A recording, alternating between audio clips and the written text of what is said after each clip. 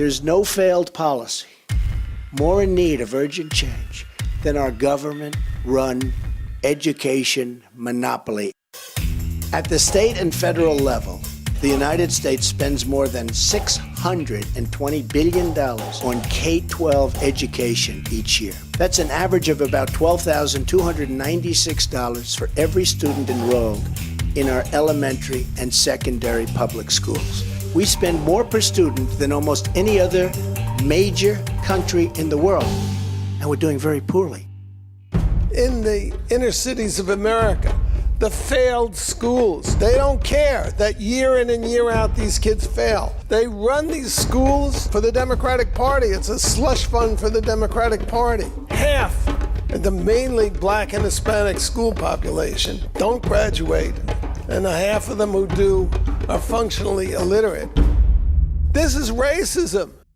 There are, as you said, many blacks today who are still being given totally inadequate education, yes, cannot be expected to get very far for that reason. What would be your remedy for that? I would allow their parents to have a choice of where to send them to school, whether that choice is called a voucher scheme, open enrollment, tuition tax credit, any kind of scheme of that sort that would put that power in the hands of their parents. That would mean that the schools would have to be responsive to them. As it is now, the school is a monopoly. They need not be responsive. Hello, my name is Ginny Sand, and I'm the founder and the director of Connect the Dots. Because of the California Constitution, the way it's set up, it mandates that 50% of our spending go to education in the state. That sounds like a good idea, you'd think, except that it's not working out too well. One of the reasons why we pay so much is because we have among the highest paid teachers in the country. The average teacher in California makes $78,000 per year, with summers off. And the average full-time worker here in California only makes $52,000 per year. He doesn't have the Cadillac health plans and the pensions that are bankrupting the state.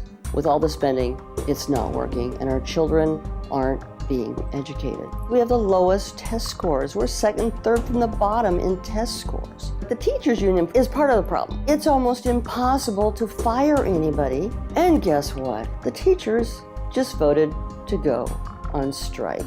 An overwhelming 98% voted yes to authorize a strike if needed.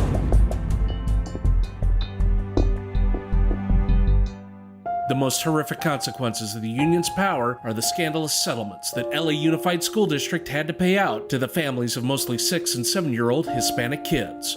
$300 million. The alleged behavior of 62-year-old Mark Burns sent shockwaves through the nation. Accused of gagging children, putting live cockroaches on some of their faces. It was determined the children were given semen on a spoon or on a cookie. The unions make it almost impossible to fire even criminal teachers.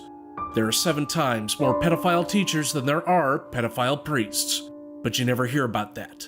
The hard work of the vast majority of good teachers is being undermined by a silent epidemic of sexual misconduct and abuse that must be stopped. Read about what you, parents, teachers, and taxpayers, can do to fight back.